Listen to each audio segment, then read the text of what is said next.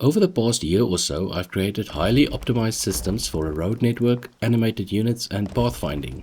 These systems utilize data-oriented design and burst-compiled jobs in parallel threads to perform a stupendous amount of work per frame, allowing me to have tens of thousands of road segments and detailed animated units spread across a large map in my gridless world-building game, Minor Deity. If we also cater for increased game speed, just how far can we push these systems before they fall apart or the frame rate becomes unbearably low? We'll answer this question in this video, and let's just say I was pleasantly surprised by the results.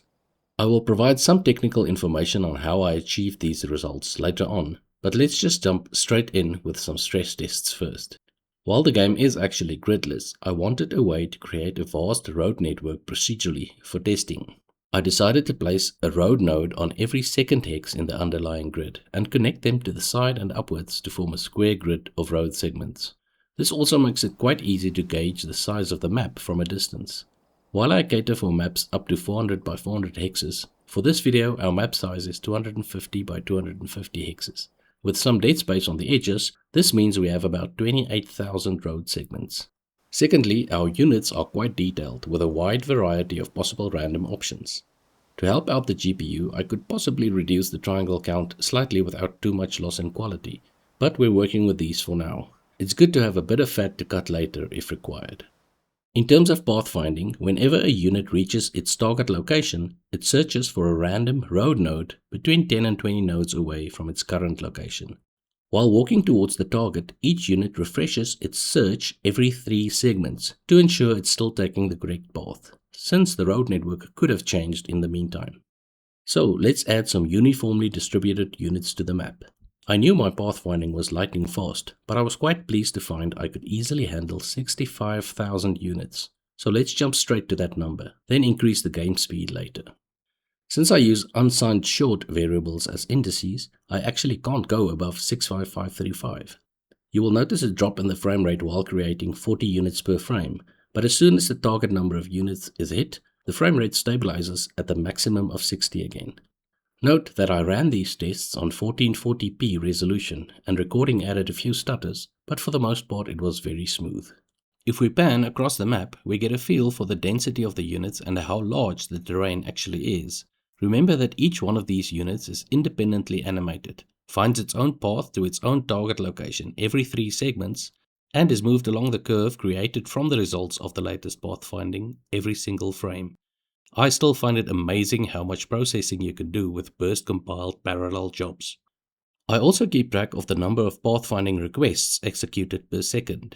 You can see here that it's over 5,000 searches per second on normal speed. Every time we increase the game speed by 1, it adds another 5,000 searches per second, since units now progress through the segments faster.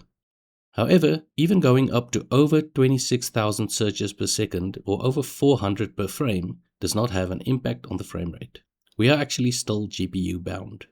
When we remove the vertical sync, we are at around 70 FPS for this view. If we scroll away so that the GPU has an easier time, we get about 85 FPS. Without units and pathfinding, this view would be rendered at double the frame rate, around 170 FPS.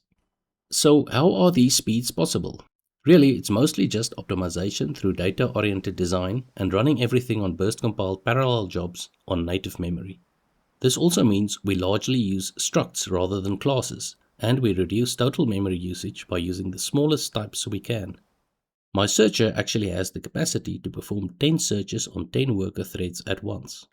Everything that is read-only are shared between the searchers, while each searcher has a set of data structures for writing results to. So, search requests are sent off in batches of up to 10, and the results of each batch are applied to the units that requested them before the next batch of 10 is processed. In terms of the visuals, I've developed my own culling and LOD system that also handles flipping through the animation frames per unit. We only advance the animation of a unit if that unit is actually visible and close enough to the camera. I discussed this culling and LOD system in a previous video, which you can find in the top right. Finally, I have a few neat tricks to allow me to create varied units but render all animation frames of all of the units' instances with a single indirect draw call, using a single mesh and material. I also discussed this in a previous video, which you can find in the top right. All of these optimized systems work together on mostly native memory. It's a lot of extra work to manually manage everything, but apart from being interesting to me, it is also clear that this has its advantages in terms of performance. Of course, the game will become more complex, and we have to process player actions as well. But there's really a lot of fat built into this extreme test case. So I'm optimistic about tens of thousands of units not dragging the frame rate down to unplayable. And that's it for this video. Please subscribe to this channel, wishlist and follow Minor Deity on Steam, or join the Discord server to stay up to date. All the links are down below. Also, feel free to ask specific questions you may have. Thanks for your time and support.